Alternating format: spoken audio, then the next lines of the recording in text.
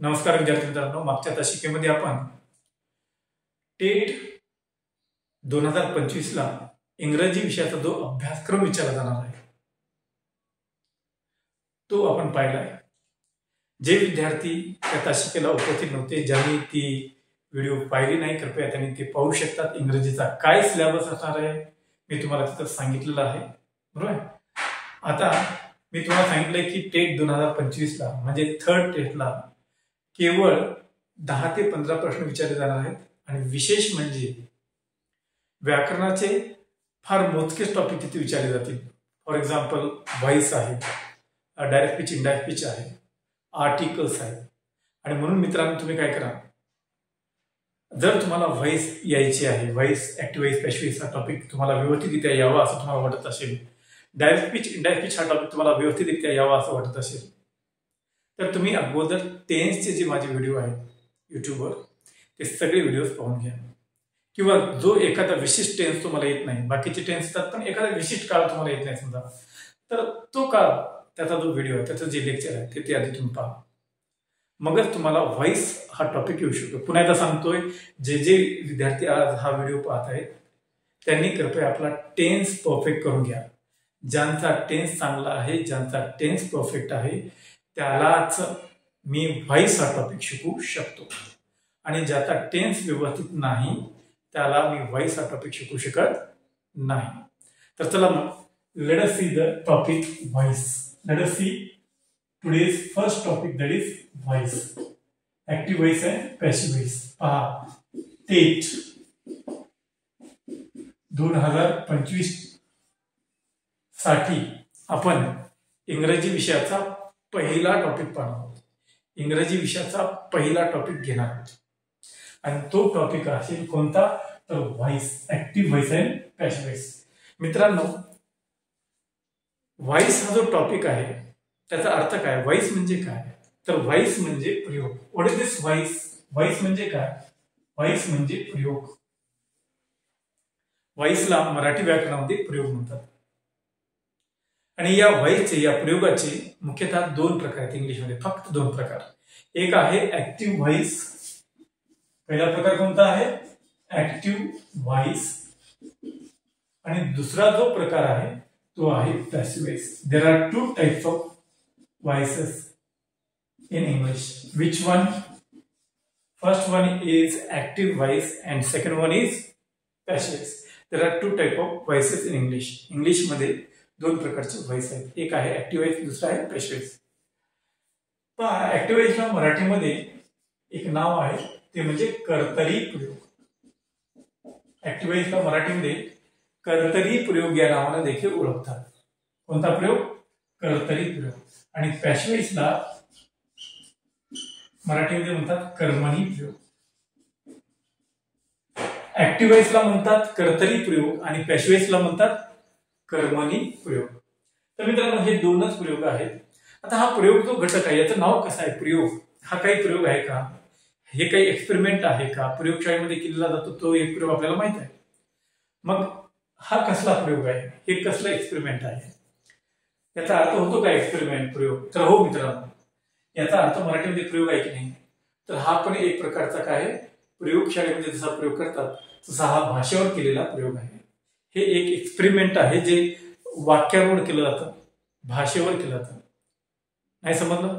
तर पहा मित्रांनो, आपण नेहमीच अशी वाक्य बोलतो, मी पुस्तक वाचतो, मी जेवण करतो, तो सायकल चालवतो। ही जी वाक्य आहेत आपण नेहमी काय करतो, आधी करता त्यानंतर क्रियापद वगैरे असे घेऊन म्हणजे सुरुवात या वाक्याची कर्त्याने करतो, ही सरळ वाक्य आपण बोलत असतो।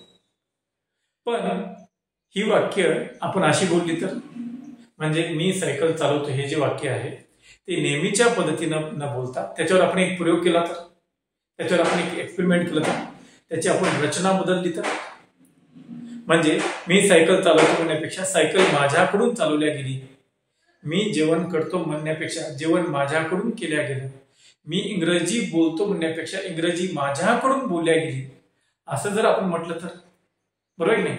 आपण असा प्रयोग करून पाहिला तर, आधी कर्म घेऊन पाहिलं तर वाक्याचा अर्थ बदलतो का? नाही. वाक्याचा काळ बदलतो का? नाही, है की नाही? आणि ही वाक्य सुद्धा समोरच्याला समजतात बोलल्यानंतर. तर हा प्रयोग जो आहे दैनंदिन जीवनामध्ये तोचतोपणा भाषेमध्ये बोलताना वाक्यामध्ये बोलताना येत असेल तर तोचतोपणा त्या वाक्यांमध्ये नसावा, असू नये. म्हणून हा तुमच्यासारख्यांनी माझ्यासारख्यांनी केलेला प्रयोगच आहे. कशावर? वाक्यांवर, भाषेवर. समजलं? तर प्रयोगाची व्याख्या काय? प्रयोग कशाला म्हणतात? What is voice? Change in the place of subject, verb and object is called voice. पहा, व्हॉइस म्हणजे काय? प्रयोग कशाला म्हणतात? Change in the place of subject, verb and object is called voice. व्हॉइसचा अर्थ काय? व्हॉइस म्हणजे काय? The change in the place of subject, verb and object is called voice. कर्ता, क्रियापद व कर्म यांच्या जागेतील बदलाला प्रयोग असे म्हणतात. अशी व्याख्या आहे. प्रयोगाची व्याख्या काय? The change in the place of subject, verb and object is called voice. कर्ता, क्रियापद व कर्म यांच्या स्थानामधील, यांच्या जागेमधील बदलाला प्रयोग असे म्हणतात. किंवा आणखी एक व्याख्या आहे व्हॉइसची, प्रयोगाची. The mutual relation among subject, verb and object. The relation among subject, verb and object is also called voice. कर्ता, क्रियापद व कर्म यांच्यातील परस्पर संबंधाला देखील प्रयोग म्हणतात. The mutual relation among subject, verb and object is also called what?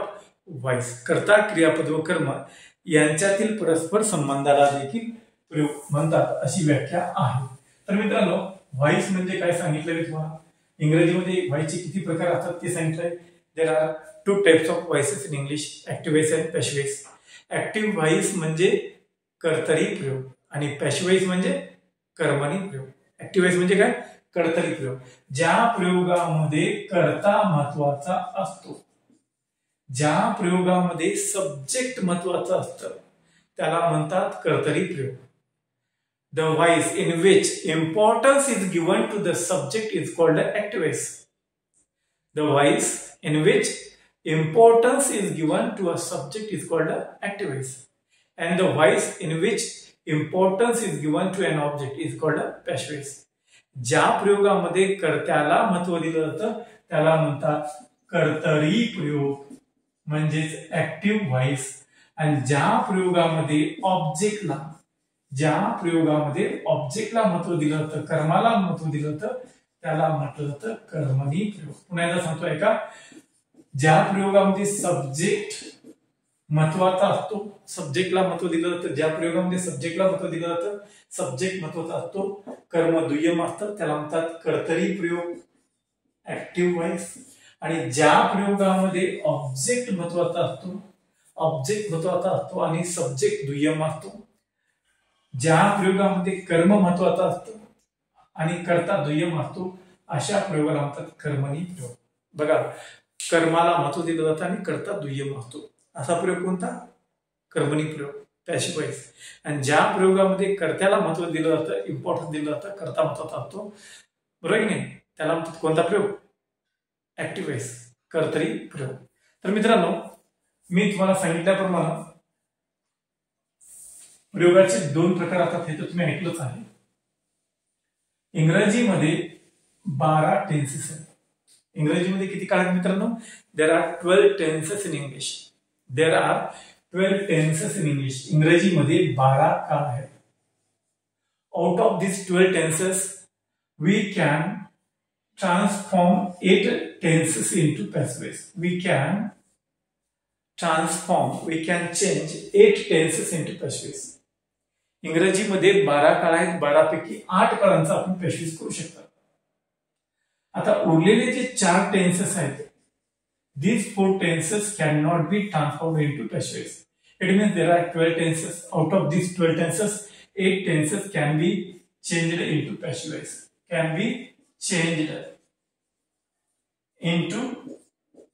voice. बघा, इंग्रजीमध्ये एकूण 12 काळ आहेत, 12 पैकी 8 काळांचं पॅसिव्ह होतं. आणि हे जे उरलेले 4 टेन्सेस आहेत, they cannot be transformed into, they cannot be changed into what?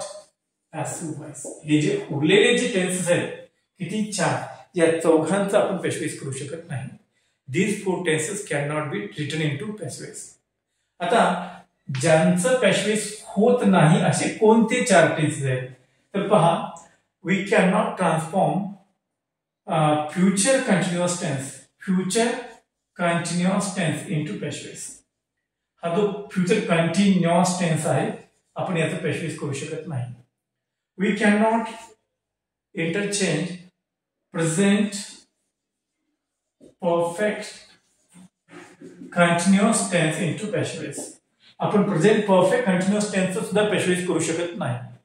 We can not transform past perfect continuous tense into passive voice. आपण पास्ट परफेक्ट कंटिन्युअस देखील पॅसिव्ह करू शकत नाही. We can not transform future perfect continuous tense into passive voice. You can see all 4 sentences on the board that cannot be transformed into passive voice. There are 4 tenses before you on the board. You can see all 4 tenses. These 4 tenses cannot be written, cannot be interchanged, cannot be transformed into what? Passive voice. या 4 tenses चं passive voice केलं जात नाही, करता येत नाही, होत नाही. फॉर एक्झाम्पल कोणकोणते येतात? फ्युचर कंटिन्युअस टेन्स म्हणजे चालू भविष्यकाळ. प्रेझेंट परफेक्ट कंटिन्युअस टेन्स म्हणजे चालू पूर्ण वर्तमान काळ. पास्ट परफेक्ट कंटिन्युअस टेन्स म्हणजे चालू पूर्ण भूतकाळ. फ्युचर परफेक्ट कंटिन्युअस टेन्स म्हणजे चालू पूर्ण भविष्यकाळ. These are the 4 tenses which cannot be written, which cannot be transformed into what? Passive voice. कळलं? या 4 काळांचं आपण पॅसिव्ह करू शकत नाही. कळलं? मग आता बाकीचे उरलेले कोणते आहेत मग ज्यांचं पॅसिव्ह करता येतं? We can transform simple present tense, simple past tense, simple future tense into passive voice. We can transform present continuous tense, past continuous tense into passive voice. We cannot transform future continuous tense into passive voice. Then present perfect tense, past perfect tense, and future perfect tense. These 3 perfect tense also can be changed into passive voice. That is how we can transform 8 tenses into passive voice. अशा रीतीने आपण 8 काळांचं passive करू शकतो. किती काळांचं? 8. कोणकोणते 8 काळ असतात ते सांगितलं मी तुम्हाला. चला आता याही पुढे जाऊया. आता मी फक्त इंट्रोडक्शनच देत आहे तुम्हाला व्हॉइसची. मित्रांनो, ह्या बारीक सारी गोष्टी आहेत, महत्वाच्या गोष्टी आहेत, लक्षात ठेवा. आता यानंतर काय, तुम्हाला दिलेल्या वाक्यामध्ये, तुम्हाला दिलेल्या ऍक्टिव्ह व्हॉइसच्या वाक्यामध्ये जर ऑब्जेक्ट नसेल तर तुम्ही त्याचं पॅसिव्ह करू शकत नाही. तुम्हाला दिलेल्या वाक्यामध्ये जर ऑब्जेक्ट नसेल, कर्म नसेल तर त्याचं तुम्हाला पॅसिव्ह करता येत नाही. ही एक गोष्ट महत्वाची ठेवा लक्षात.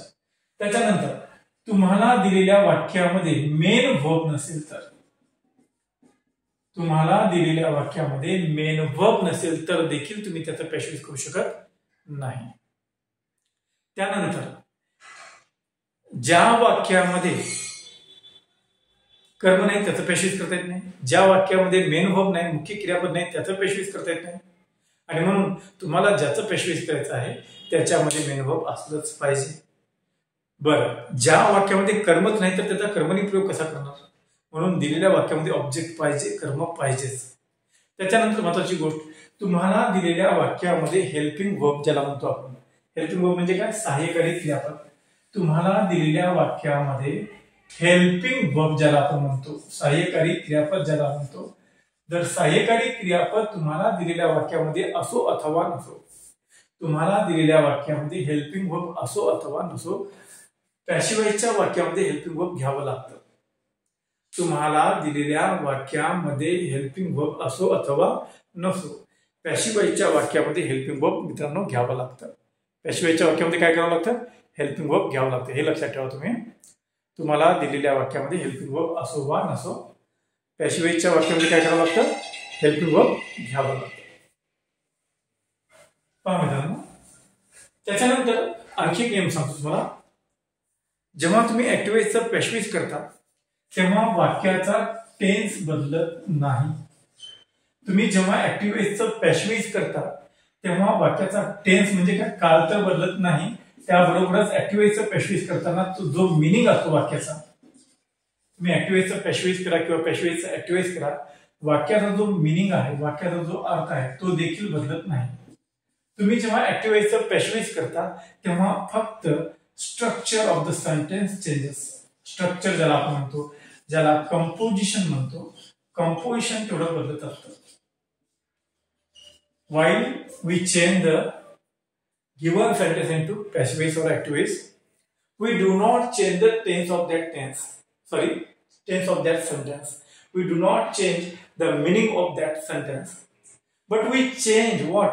We change structure and composition. It means tense of the sentence, meaning of the sentence does not change.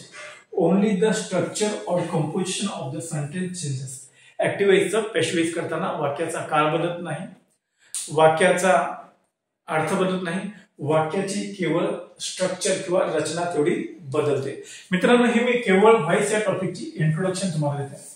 आता तुम्हाला आणखी टॉपिक सुरू झाला नाही, हे काय चालू आहे तर ही आहे इंट्रोडक्शन, बाईट साईड पायाभूत बेसिक माहिती मी तुम्हाला देत आहे. आणखी काय मित्रांनो, there R 4 types of sentences in English. Do you know how many types of sentences are there in English? There are 4 types of sentences in English. Which are they? कोणते आहेत ते tense?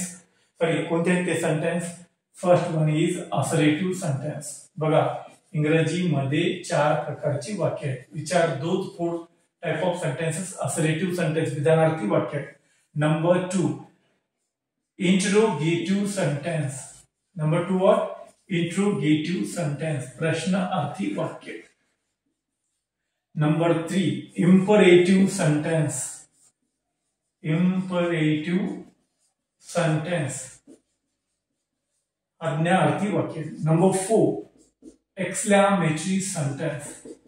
Exclamatory sentence. You can see there are 4 types of sentences in English. First one is assertive sentence. पहिला जो प्रकार आहे त्याला assertive sentence म्हणतात. English मध्ये त्याला आणखी एक नाव आहे स्टेटमेंट. मराठीत त्याला म्हणतात विधानार्थी वाक्य. दुसरा जो प्रकार आहे तो आहे इंट्रोगेटिव्ह सेंटेन्स. त्याला आणखी एक नाव आहे क्वेश्चन. क्वेश्चन म्हणजे प्रश्न. त्यानंतरचा एक प्रकार आहे इम्परेटिव्ह सेंटेन्स. इम्परेटिव्ह सेंटेन्स म्हणजे कमांड, आज्ञार्थी वाक्य. आणि लास्टचा शेवटचा जो प्रकार आहे तो म्हणजे एक्सक्लेमेटरी सेंटेन्स. त्याला एका शब्दात म्हणतात exclamation. This is how there are 4 types of sentences in English. Which are those? Statement, assertive sentence, then interrogative sentence, command, exclamation. ठीक आहे. ही 4 प्रकारची वाक्य आहेत. विधानार्थी वाक्य, प्रश्नार्थी वाक्य, आज्ञार्थी वाक्य आणि उद्गारवाचक वाक्य. All these 4 type of sentences can be transformed into passive, can be written into passive. We can interchange or we can transform all these sentences into what? Passive voice. या सगळ्या वाक्यांचा आपण passive voice करू शकतो. बघून घ्या ही वाक्य. आणि यानंतर आता ही झाली आणखी एक माहिती. तर माझ्या मते मी तुम्हाला बारीक सारीक सगळ्या प्रकारची माहिती दिली. एक शेवटची माहिती देतो आणि इथे इंट्रोडक्शन आपली इथं संपत्ती व्हॉइसची. कोणाची? व्हॉइस या टॉपिकची जी प्रस्तावना आहे, इंट्रोडक्शन आहे ती संपत्ती. आता एक महत्वाची माहिती देतो मित्रांनो. तुम्हाला म्हटलं जातं which of the following is a sentence of passive voice. किंवा तुम्हाला असं विचारलं जातं which of the following sentence belong to passive voice. खालीपैकी कोणतं वाक्य passive voice आहे? तर तुम्हाला पाहता क्षणी जर ओळखायचं असेल दिलेलं वाक्य passive voice आहे की नाही तर एक गोष्ट लक्षात घ्या. बीच्या रूपानंतर, बघा, बीच्या रूपानंतर बीचं जे रूप आहे त्या बीच्या रूपानंतर क्रियापदाचे तिसरे रूप आल्यास, क्रियापदाचे तिसरे रूप आल्यास दिलेलं वाक्य passive voice असते. एक ट्रिक सांगायला मी तुम्हाला. बीची जी रूपे आहेत, बीची रूपे वर्तमानकाळी रूप बघा, इज, एम, आर. भूतकाळी रूपे वॉज, वेअर. भविष्यकाळी रूपे शॅल बी, विल बी. ही जी बीची रूपे आहेत किंवा स्वतः बी आहे किंवा बीन हा जो देखील आहे ते बीचं रूप आहे. तर इत्यादी जी बीची रूपे आहेत यांच्यानंतर जर तुम्हाला वाक्यामध्ये क्रियापदाचं तिसरं दिसलं, third form of the verb दिसलं, पास्ट पार्टिसिपल आपण त्याला म्हणतो तिसऱ्या रूपाला. बघा, बीची ही जी रूपे आहेत, am, are, was, were, shall be, will be किंवा बी बीन यांच्यानंतर जर third form of the verb जर तुम्हाला दिसलं तर डेफिनेटली 100% ते वाक्य काय असतं, पॅसिव्ह वॉइसच असतं. ते हे रूप बघू शकता तुम्ही. आणि मित्रांनो यानंतर आता बघा इंट्रोडक्शन संपले आहे. व्हॉइस कशाला म्हणतात याची इत्यंभूत माहिती मी तुम्हाला दिली आहे. आणखी काही कसं राहिली असेल, काही अडचण असेल, काही प्रॉब्लेम असेल, तुम्हाला काही डाऊट असेल तर बेशक तुम्ही मला विचारू शकता. पण पुन्हा एकदा सांगतोय, तुम्हाला व्हॉइस टॉपिक जर मी शिकवलेला समजायचा असेल तर कृपया तुम्हाला टेन्स येणं गरजेचं आहे. कारण दिलेलं वाक्य कोणत्या काळाचं आहे हे माहीत असल्याशिवाय तुम्ही त्याचं पॅसिव्ह करू शकत नाही. आणि मी तुम्हाला वारंवार म्हणून सांगतोय, तुम्ही याच्या आधी ज्या काळात तुम्ही पॅसिव्ह शिकवत आहे तो काळ आधी बघून घ्या. चला आता हे झालं काय इथं. तर ही होती व्हॉट इंट्रोडक्शन, कशाची, व्हॉइस या घटकाची, व्हॉइस या टॉपिकची. तर यानंतर आपण काय करूया मित्रांनो, आज पहिला जो प्रकार आहे पॅसिव्ह वॉइसचा, ऍक्टिव्ह वॉइसचा पॅसिव्ह वॉइस करण्याचा, तो म्हणजे कोणता, तर आपण पाहणार आहोत passive voice of. Passive voice of assertive sentences. काय पाहणार आहोत आपण, passive voice of assertive sentences पाहणार आहोत. म्हणजेच आपण आज पाहणार आहोत विधानार्थी वाक्यांचे पॅसिव्ह वॉइस. वाक्याचे 4 प्रकार आता आपण पाहिले.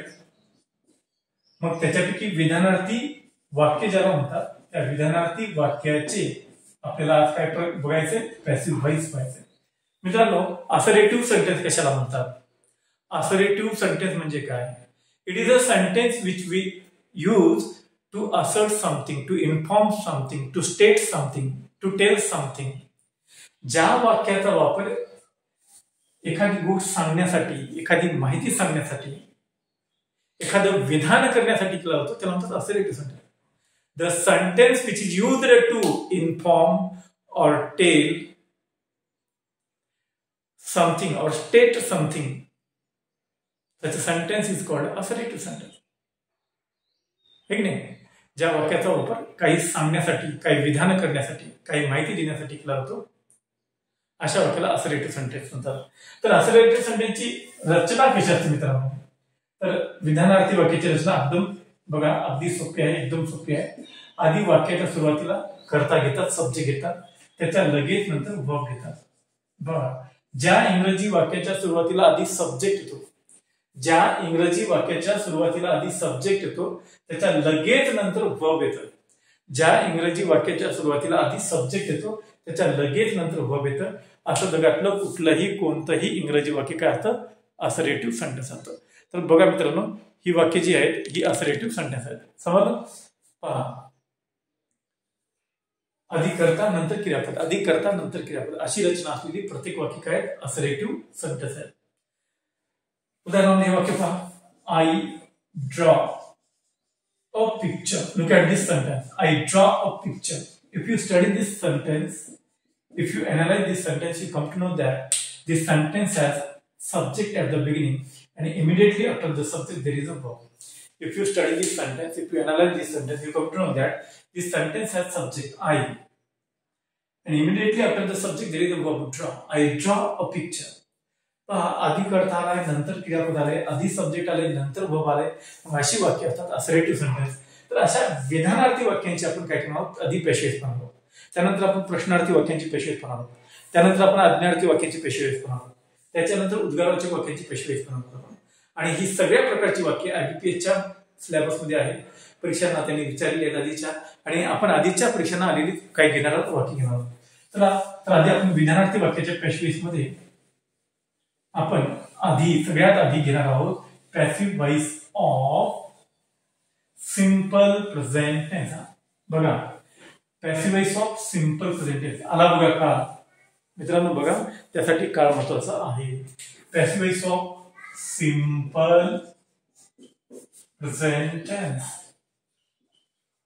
Let us see what? Let us see passive voice of which tense? Passive voice of simple present tense. साध्या वर्तमान काळाचे passive voice. Passive voice of simple present tense. ज्या विद्यार्थ्याला सिंपल प्रेझेंट टेन्स येतो त्याला त्याचं passive voice येतं. आता जर समजा मी सांगूनही तुम्ही जर तो सिंपल प्रेझेंट टेन्सचा माझ्या चॅनलवरील माझ्या प्लेलिस्ट मधला जर व्हिडिओ तुम्ही सिंपल प्रेझेंट टेन्सचा काढून पाहिला नसेल, तुम्हाला वेळ मिळाला नसेल तर कृपया नंतर पहा. पण जर पाहिला नसेल तर मी तो तुम्हाला सांगतो, थोडक्यामध्ये सांगतो की सिंपल प्रेझेंट टेन्सची रचना कशी असते. जे सिंपल प्रेझेंट टेन्सचं वाक्य तुम्हाला दिलं जातं त्याची रचना ऍक्टिव्ह व्हायच्या त्या वाक्याची रचना अशी असते. आधी तिथं सब्जेक्ट दिलेला असतो वाक्यामध्ये, त्याच्यानंतर first form of the verb त्यांनी दिलेला असतं आणि शेवटी ऑब्जेक्ट वगैरे काहीतरी असतं. जर तुम्हाला वाक्यामध्ये रचना अशी दिसली, दिलेल्या ऍक्टिव्ह व्हायच्या वाक्याची रचना तुम्हाला अशी दिसली, काय आधी सब्जेक्ट आहे, नंतर first form of the verb आहे, नंतर ऑब्जेक्ट आहे, तर ते वाक्य सिंपल प्रेझेंट टेन्स आहे. पहा, क्रियापदाचं पहिलं रूप जर तुम्हाला वाक्यामध्ये दिसलं, first form of the verb त्याला आपण प्रेझेंट टेन्स फॉर्म म्हणतो. वाक्यामध्ये प्रेझेंट टेन्स फॉर्म दिसलं, first form of the verb जर दिसलं, डेफिनेटली ते वाक्य असते simple present tense. If you find such a type of sentence in the given sentence, in the given question, the sentence belongs to simple present tense, definitely. मग असं वाक्य simple present टेन्सच असतं. पहा हे वाक्य पहा. आता सिंपल प्रेझेंट टेन्सचं जे वाक्य दिलं जातं, मग याचं रचना तर अशी असते. मग अशा वाक्याचं पेशवेज कसं करायचं, तर पहा अशा वाक्यांचं पेशवेज कसं करायचं हे पण मी तुम्हाला इथे सांगतो. जगातल्या कुठल्याही इंग्रजी वाक्याचं ऍक्टिव्हाईजच्या वाक्याचं पेशवेज करताना त्या वाक्यामधला आधी कर्म शोधा. दिलेल्या वाक्याचं बघा पेशवेची रचना कशी असते पहा. दिलेल्या वाक्याचं कर्म शोधा आणि ते सुरुवातीला घ्या. त्याच्यानंतर दिलेलं वाक्य कोणत्या काळाचं आहे ते पहा. तिथं जर पहिलं रूप असेल क्रियापदाचं दिलेल्या वाक्यात तर ते सिंपल प्रेझेंट टेन्सचं वाक्य आहे. आणि सिंपल प्रेझेंट टेन्सच्या वाक्यामध्ये आपल्याला पेशवेज करताना कर्माच्या लगेच नंतर हेल्पिंग वर्ब घ्यायचं आहे. बीचं वर्तमानकारी रूप. बी नावाचं एक हेल्पिंग वर्ब आहे मित्रांनो. बी नावाचं एक सहाय्यकारी क्रियापद आहे बी. आणि या बी ची वर्तमानकारी रूपे आहेत is, am, are, was, were. Sorry माफ करा, बी ची रूपे आहेत is, am, are, was, were, shall, will, be. पण बी ची वर्तमानकारी रूपी जी आहेत ती तीन आहेत, इज किंवा एम किंवा आर. तर साध्या वर्तमानकाळाच्या पेशवेज मध्ये वाक्याच्या सुरुवातीला ऑब्जेक्ट घ्या, त्याच्या लगेच नंतर बी ची वर्तमानकारी रूपे घ्या, इज किंवा एम किंवा आर. घेतलं. आता दिलेल्या वाक्यामध्ये हेल्पिंग वर्ब असो की नसो, ऍक्टिव्हाईजच्या वाक्यामध्ये हेल्पिंग वर्ब असो की नसो, पॅसिव्हाईजच्या वाक्यामध्ये हेल्पिंग वर्ब पाहिजेच. आणि सगळ्या सिंपल टेन्सेस मध्ये हेल्पिंग वर्ब म्हणून बी ची रूप वापरतात. Simple present tense, simple past tense, simple future tense असो, कोणत्याही सिंपल टेन्स मध्ये बी ची रूप हेल्पिंग वर्ब म्हणून वापरतात. तर इथं आपला जो सिंपल टेन्स आहे सिंपल प्रेझेंट टेन्स आहे आणि सिंपल प्रेझेंट टेन्स मध्ये आपल्याला बी चं वर्तमानकारी रूप काय करायचंय, वापरायचं आहे. चला या इकडं. तर आता त्यानंतर काय, पुन्हा एकदा एक माहिती सांगतो तुम्हाला. दिलेल्या वाक्यामध्ये मुख्य क्रियापदाचं कोणतंही रूप असू दे, दिलेल्या वाक्यामध्ये मेन वर्बचं कोणतेही रूप असू द्या, पहिलं रूप असू द्या, दुसरं रूप असू द्या, तिसरं रूप असू द्या, मूळ रूप असू द्या, पॅसिव्हाईज मध्ये आपल्याला क्रियापदाचं तिसरंच रूप घ्यायचं. पॅसिव्हाईज मध्ये काय करायचं, आपल्याला त्या क्रियापदाचं तिसरंच रूप घ्यायचं, त्या वर्बचं थर्ड फॉर्मच घ्यायचं आहे. आणि शेवटी बीवाय बाय नंतर जो आपला सब्जेक्ट आहे तो सेकंड केस मध्ये घ्यायचा आहे. तो काय करायचा, द्वितीय विभक्तीमध्ये घ्यायचा, सेकंड केस मध्ये घ्यायचा. लक्षात ठेवा मित्रांनो, ही रचना तुम्ही पाहू शकता, लिहून घेऊ शकता. पहा अशा रीतीनं साध्या वर्तमान काळाच्या सिंपल प्रेझेंट टेन्सच्या वाक्याचं पेशवेज केलं जातं. What is the rule, what is the structure to make passive of given simple present tense. Simple present tense जो आहे दिलेला त्याचं पेशवेज कसं करायचं, त्याचं स्ट्रक्चर काय, त्याचे रूल काय, त्याचे रूल, त्याचे स्ट्रक्चर, त्याचा नियम हे आहे. आता चला मग हे ऍक्टिव्हाईजचं वाक्य त्याची रचना अशी असते सिंपल प्रेझेंट टेन्सची आणि पेशवेजची रचना तशी असते. तर बघा मागच्या वेळेस प्रिव्हियस एक्झाम मध्ये IBPS न ऑनलाईन परीक्षांमध्ये जे प्रश्न विचारलेले आहेत सिंपल प्रेझेंट टेन्सचं पेशवेज करण्याचे, ते प्रश्न मी इथं घेतो आणि तुम्हाला त्याचं पेशवेज देखील करून दाखवतो. तुम्ही पाहू शकता मित्रांनो. आता हे वाक्य पहा, साध्या वर्तमान काळाचं वाक्य आहे आणि IBPS जास्त अवघड प्रश्न विचारत नाही ग्रामरचे, लक्षात ठेवा. तर इथं पहा, हे वाक्य पहा, माय फादर माझे वडील टीचर्स आहेत. माय फादर टीचर्स स्टुडंट्स. वाक्य कसं आहे पहा मित्रांनो, माय फादर टीचर्स स्टुडंट्स.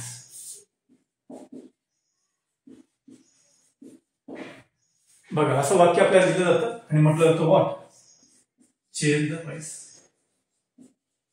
किंवा म्हटलं जातं rewrite the sentence beginning with students, किंवा interchange the given sentence to passive, असा कुठलाही प्रश्न शकतो. माय फादर टीचर्स, बघा वाक्य कसं आहे, माय फादर टीचर्स स्टुडंट्स, माझे वडील विद्यार्थ्यांना शिकवतात, असं वाक्य आहे. माय फादर टीचर्स स्टुडंट्स. मग या वाक्याचं पॅसिव्ह कसं करायचं, तर जेव्हा तुम्हाला असं वाक्य दिलं जातं तुम्ही आधी वाक्याचा प्रकार पहा. First of all what you have to do, you have to find the type of the given sentence. You have to see what type of sentence has been given to you. तुम्हाला कशा प्रकारचं वाक्य दिलं ते पाहायचं आहे. आधी पहा वाक्याचा प्रकार पहा, ते असर्टिव्ह आहे का इंट्रोगेटिव्ह आहे का एक्सक्लेमेटरी आहे. आधी सब्जेक्ट दिलाय, नंतर वर्ब दिलंय, त्यानंतर ऑब्जेक्ट दिलंय. बघा वाक्यामध्ये काय दिलंय, वाक्यात कोणतीही क्रिया करणाऱ्याला सब्जेक्ट म्हणतात, सब्जेक्ट करता. वाक्यात कोणतीही क्रिया दर्शवणाऱ्याला वर्ब म्हणतात, क्रियापद. आणि वाक्यात ज्याच्यावर क्रिया होते, केली जाते किंवा घडते त्याला म्हणतात object. Everything has been given to us, subject, verb and object. Everything has been given to us, सगळं दिलं आपल्याला. बघा सब्जेक्ट दिलाय, वर्ब दिलाय, ऑब्जेक्ट दिलाय. आणि या वाक्याचं पॅसिव्ह करा म्हटलंय. हे आधीच्या परीक्षांमध्ये विचारलेले प्रश्न आहेत, समजलं. अभिप्रेत माय फादर टीचर्स स्टुडंट, माझे वडील विद्यार्थ्यांना शिकवतात. तर या वाक्याचं पॅसिव्ह करायचंय आपल्याला. आधी कर्ता दिलाय, नंतर क्रियापद दिलाय. आधी कर्ता नंतर क्रियापद. वाक्याचा आधी टाईप बघा, बघा टाईप प्रकार. आधी कर्ता आला, नंतर क्रियापद आले, वाक्य विधानार्थी आहे, असर्टिव्ह आहे. मग याचा अर्थ असा की आपल्याला विधानार्थी वाक्याचं पॅसिव्ह करायचं. त्यानंतर काय करायचंय, आधी आपण टाईप पाहिला, आता वाक्यामध्ये काय काय दिले ते पहा. What is given, what is given. बघा आपल्याला वाक्यामध्ये काय काय दिलं पहा. म्हणजे सगळ्याच गोष्टी दिल्यात का पॅसिव्ह करण्यासाठी. पॅसिव्ह करण्यासाठी मुख्यतः 3 गोष्टी लागतात. एक सब्जेक्ट लागतो, दुसरा वर्ब लागतो आणि तिसरा लागतो ऑब्जेक्ट. तर या सगळ्या गोष्टी इथे त्यांनी दिल्यात. मुख्य क्रियापदाच्या नंतर, मेन वर्बच्या नंतर एखादं नाम किंवा सर्वनाम आलं, नाउन किंवा प्रोनाउन आलं, तर ते वाक्य जे असते मात्र ते जे शब्द जो असतो तो मुख्य क्रियापदाच्या नंतर येणारा नाम किंवा सर्वनाम जो असतो तो ऑब्जेक्ट असतो. तर बघा इथं सब्जेक्ट दिलंय, इथं वर्ब दिलंय, इथं ऑब्जेक्ट दिलंय. Everything has been given to us, everything has been provided to us. Now we have to see third thing. आता आपल्याला तिसरी बाब बघायची आहे. पहा काय काय दिलं बघितलं आपण. पॅसिव्ह करण्यासाठी जे जे लागतं ते सगळं दिलंय. आता वाक्याचा काळ पहा. जर वाक्याचा काळच माहित नसेल तर पॅसिव्ह करता येत नाही. डॉक्टर लोक काय करतात, एखाद्याला ताप आला तर तो ताप कोणत्या प्रकारचा आहे पाहतात आणि त्यानुसार औषध गोळ्या देतात.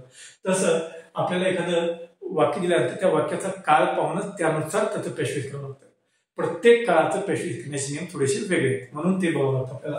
वाक्याचा काळ पहा. आता ज्याला टेन्स येत नाही त्यांना सांगतो मी, वाक्यामध्ये क्रियापद कोण आले ते पाहत राहा. क्रियापद हा वाक्याचा काळ दर्शवणारा असतो. म्हणजे त्या वाक्याचा काळ दर्शवण्याचं काम कोण करतं, क्रियापद करतं. म्हणजे वाक्याचा चेहरा कोण असतो, क्रियापद असतात. इथं क्रियापदाचं पैलू पाहिलंय. क्रियापदाचं पैलू आपल्याला उलू सांगते. बघा first form of the verb, क्रियापदाचं पैलू सिंपल प्रेझेंट टेन्स शिवाय दुसऱ्या कोणत्याच काळात येत नाही. आणि इथं क्रियापदाचं पैलू पाहिलंय, हा साधा वर्तमान काळच आहे, हा सिंपल प्रेझेंट टेन्सच आहे. आणि म्हणून याचं पॅसिव्ह आपल्याला करायचं आहे. First form of the verb आहे टीच. मग आता चला याचं पॅसिव्ह करूया. कसं करतात पॅसिव्ह, काय नियम आहेत, ऍक्टिव्ह व्हॉइसचं पॅसिव्ह करण्याचे नियम काय आहेत. तर आधी काय करायचंय, ऑब्जेक्ट घ्यायचंय. ऑब्जेक्ट कोण आहे, ऑब्जेक्ट स्टुडंट्स. ऍक्टिव्ह व्हॉइसचं पॅसिव्ह करताना पॅसिव्हच्या वाक्यात दिलेल्या वाक्याचं काय करतात, ऑब्जेक्ट घेतात. घेतलं स्टुडंट्स. त्याच्यानंतर काय करायचंय, हेल्पिंग वर्ब घ्यायचं. बघा मी तुम्हाला सांगितलंय दिलेल्या वाक्यात हेल्पिंग वर्ब असो की नसो, पॅसिव्हच्या वाक्यात हेल्पिंग वर्ब पाहिजे. दिलेलं वाक्य सिंपल प्रेझेंट टेन्स असेल तर बघा त्याच्या पॅसिव्ह करताना आपल्याला बी ची वर्तमान काळी रूप घ्यायचे. तिथे बी चं वर्तमान काळी रूप घ्यायचंय are. Students are, is am are ही बी ची वर्तमान काळी रूप आहे. स्टुडंट हा शब्द जो आहे तो एकवचनी आहे, पण आपल्याला दिलेला शब्द स्टुडंट्स आहे. यस लागले त्याला प्रत्यय हा अनेक वचनी असल्यामुळं आपल्याला इज एम आर पैकी बी ची जी रूपे आहेत कोणती, इज एम आर यांच्यापैकी इथं बी चं अनेक वचनी सहाय्यकारी आपण घ्यायचे आर. Students R. त्यानंतर आपल्याला क्रियापदाचं तिसरं घ्यायचे टॉट. स्टुडंट्स आर टॉट, विद्यार्थ्यांना शिकवल्या जाते. आणि शेवटी बघा आता आपण काय केलंय, आधी दिलेल्या वाक्याचं कर्म घेतलंय, ते कर्ता म्हणून आलंय. दिलेल्या वाक्याचं कर्म ऍक्टिव्हायचं कर्म पेशवेसचा कर्ता म्हणून इथे कर्त्याच्या जागी इथे. त्यानंतर बीचं वर्तमान काळ रूप घ्यायचंय, त्यानंतर क्रियापद सुरू घ्यायचंय आणि शेवटी काय करायचं मित्रांनो, आपल्या वाक्याचा कर्ता ऍक्टिव्हायच्या वाक्याचा कर्ता दिलेल्या वाक्याचा जो सब्जेक्ट आहे तो बीवाय बाय नंतर बाय या प्रिपोजिशनच्या नंतर द्वितीय विभक्ती घ्यायचा आहे. आता नामाची विभक्ती नसते आणि म्हणून माय फादर हे जे नाउन आहे त्याची विभक्ती न बदलता त्यांना घ्यायचं. पेशवेस कसं होतं पहा. माय फादर टीचर्स स्टुडंट्स, याचं पेशवेस होतं students are taught by my father. माझे वडील विद्यार्थ्यांना शिकवतात. माझे वडील विद्यार्थ्यांना शिकवतात हे ऍक्टिव्हायचं वाक्य आहे. त्याचं पेशवेस कसं होतं, विद्यार्थ्यांना माझ्या वडिलांकडून शिकवले जाते. माझे वडील विद्यार्थ्यांना शिकवतात, विद्यार्थ्यांना माझ्या वडिलांकडून शिकवले जाते. हे झालं एक वाक्य. चला आता दुसरं वाक्य घेऊया.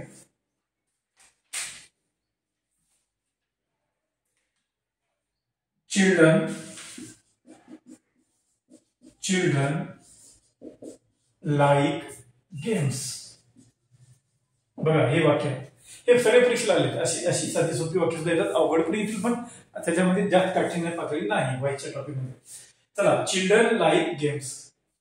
चिल्ड्रन लाईक गेम, मुलांना खेळ आवडतात. या वाक्याचा करता चिल्ड्रन आहे, like first form of the verb आहे, गेम्स ऑब्जेक्ट आहे. तर या वाक्यात आपल्याला पेशवेस करायचं. आधी सब्जेक्ट दिल्यानंतर वर्ब दिले. वाक्याचा प्रकार आहे असर्टिव्ह सेंटेन्स. त्यानंतर वाक्याचा प्रकार पाहिला असर्टिव्ह सेंटेन्स आहे. काय काय दिले पहा. वाक्यात कोणती क्रिया करणारा सब्जेक्ट असतो, क्रिया दर्शवणारा वर्ब असतो. वाक्यात ज्याच्यावर क्रिया होते, केली जाते किंवा घडते त्याला ऑब्जेक्ट म्हणतात. इथे त्यांनी ऑब्जेक्ट पण दिलाय. मुलांना खेळ आवडतात. तर या वाक्यात करा पेशवेस. आधी ऍक्टिव्हायचं पेशवेस करण्याचे नियम डोळ्यासमोर साध्यावर म्हणून करायचे. काय नियम आहेत, दिलेल्या वाक्याचं कर्म सुरुवातीला घेतात गेम्स. गेम्स हा अनेकवचनी शब्द आहे. त्याच्यानंतर बीचं वर्तमान काळ रूप घेतात आर. त्यानंतर लाईकचं थर्ड फॉर्म घेतात लाईक्ड.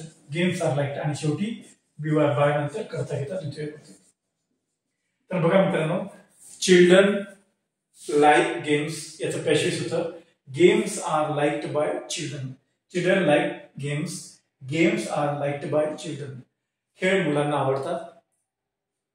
बघा खेळ मुलांकडून आवडले जातात असं याचं काही पेशवेस होईल. चला मित्रांनो आणखी एक वाक्य घेऊया यानंतरच आणि सिंपल प्रेझेंट टेन्सचं पेशवेस कसं करतात ते पाहू. दे कॅच, दे तिसरं वाक्य पहा.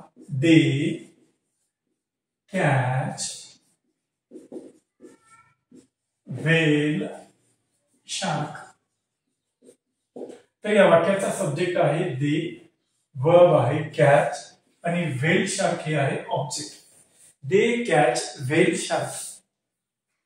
तर आता काय करायचं मित्रांनो, तीच पद्धत. वाक्याचा प्रकार कोणता, आधी सब्जेक्ट आलाय नंतर वर्ब आलाय असर्टिव्ह सेंटेन्स. वाक्याचा काळ कोणता, first form of the verb आले सिंपल प्रेझेंट टेन्स आहे. आणि काय काय दिले, what is given, subject verb and object, all three things have been given to us. Then change the words. मग करा पेशवेस. कसं करतात, आधी ऑब्जेक्ट घ्यायचं व्हेल शार्क, हे त्याचं काय आहे ऑब्जेक्ट आहे. आता बीचं वर्तमान काळ रूप घ्या व्हेल शार्क. आता हे अनेक वचनात दिलं नाही म्हणून आपण त्याला काय करूया, इज घ्या. Whale shark is. कॅचचं थर्ड फॉर्म घ्या कॉट. बघा कॅचचं थर्ड फॉर्म कॅचड नाही, कॅचचं थर्ड फॉर्म कॉट आहे. कॅचचं थर्ड फॉर्म काय कॉट आणि शेवटी बीवाय बाय नंतर करता घ्या द्वितीय विभक्ती. देची द्वितीय विभक्ती बीवाय बाय नंतर. बीवाय बाय हे प्रिपोजिशन आहे, याचा अर्थ तो कडून च्याकडून आणि याच्यानंतर येणारा जो सर्वनाम आहे द्वितीय विभक्तीचा. Whale shark is caught by them. Whale शार्कला त्यांच्याकडून पकडले जाते. तर अशा प्रकारे ही तीन साध्या वर्तमानकाळाची विधानार्थी वाक्य आपण पाहिली, ज्यांचा आपण पेशवेस पाहिले. आणि ही माझ्या मनची वाक्य नाही, ही आधीच्या परीक्षांनाच विचारलेली वाक्य आहेत. फक्त टेटच्या परीक्षेला नाही विचारली आहेत, ही IBPS ने विचारली आहेत इतर परीक्षांना. बरोबर, पण ही IBPSच्या सिलेबसचीच वाक्य आहे. चला तर मग आता काय करायचं, आपल्याला आणखी दोन वाक्य घ्यायचे. तुम्हाला साध्या वर्तमानकाळाचं पेशवेस जमत असेलच.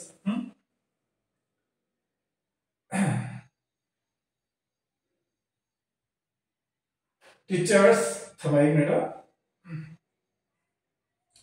सी हँडल असं वाक्य आहे. Number 4, she handle all task efficiently.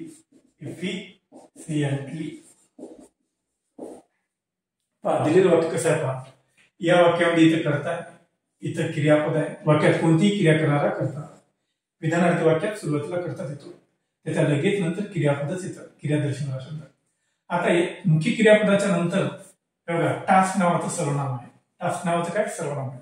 मग हे आपलं ऑब्जेक्ट आहे. ऑब्जेक्ट ह्याला म्हणायचं. म्हणजे मला काय सांगायचं, याला ऑब्जेक्ट म्हणा आणि याच्या आधी जे काही येईल, आर्टिकल येईल, ऍडजेक्टिव्ह येईल, कोणी पण येईल, त्याला पण आपला ऑब्जेक्ट म्हणायचं. म्हणजे या दोघांनाही आपला ऑब्जेक्ट म्हणा. आणि इफिशियंटली हा जो शब्द आहे तो वाक्यात कोणतीही क्रिया दर्शवणारा शब्द आहे. वाक्यात क्रिया दर्शवणाऱ्या वाक्यात क्रियेबद्दल माहिती देणारा शब्द आहे. इफिशियंटली हा क्रियेबद्दल माहिती देणार आहे. इथे हँडल शब्द आहे. वाक्यात क्रियेबद्दल माहिती देणाऱ्याला क्रियाविशेषण म्हणतात. बघा या वाक्यामध्ये आपल्याला सब्जेक्ट दिलाय, वर्ब दिलाय, ऑब्जेक्ट दिलाय आणि एक इफिशियंटली नावाचं ऍडवर्ब दिलंय. म्हणून मित्रांनो मी तुम्हाला सांगतोय, जरी आपल्या अभ्यासक्रमामध्ये ऍडवर्ब टॉपिक नसला तरी आपल्याला ऍडवर्ब पाहावं लागणार आहे. कारण का दिलेल्या वाक्यामध्ये कोण सब्जेक्ट आहे, कोण वर्ब आहे, कोण ऑब्जेक्ट आहे हे कळणं गरजेचं आहे. नाहीतर तुम्ही यालाही ऑब्जेक्ट म्हणाल आणि म्हणून बघा हे ऍडजेक्टिव्ह आहे, तुम्ही यालाही ऑब्जेक्ट म्हणाल. तर तसं नाही. तर ऑब्जेक्टचं काम करणारा एक तर नाउन असतो किंवा प्रोनाउन असतो. सब्जेक्टचं काम करणारा नाउन किंवा प्रोनाउन असतो. आणि म्हणून मला काय सांगायचंय, तुम्हाला त्यांनी जो सिलेबस दिलाय त्या सिलेबस व्यतिरिक्त काही टॉपिक तुम्हाला पाहावे लागतील. एक पार्ट ऑफ स्पीच आणि टेन्स देखील. बरोबर. चला, what is we have been given subject, verb and object. All three things have been given. Let us take passages of this sentence. First of all, you don't take this adverb here. At the beginning of the sentence, don't take adverb. While making the passages, we have to take only the object of the given sentence. And what is that object? Task. काम, सोपवलेलं काम. Task म्हणजे आता काय करायचं मित्रांनो, ही आपला object आहे आणि हा ऑब्जेक्ट घेताना त्याच्यासोबत आलेल्या त्या ऍडजेक्टिव्ह सोबत, आर्टिकल सोबतच घेत जाते. म्हणून ऑल टास्क आपलं काय आहे, कर्म आहे. ऑल टास्क घेतलं.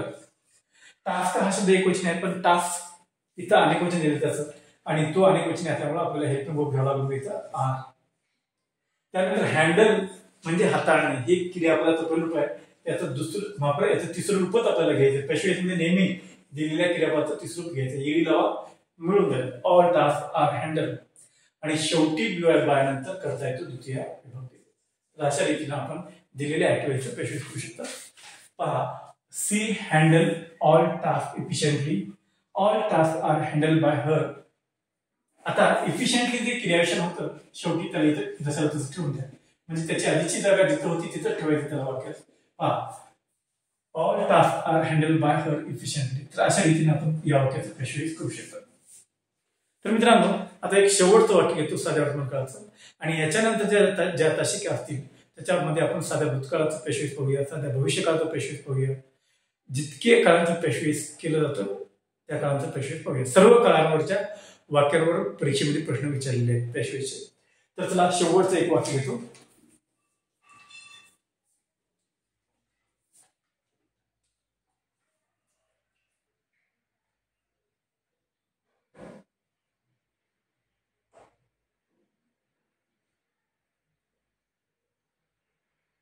One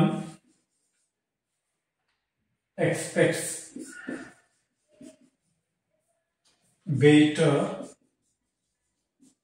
behavior. One expects better behavior. One हा सब्जेक्ट आहे मित्रांनो, हा कर्ता आहे.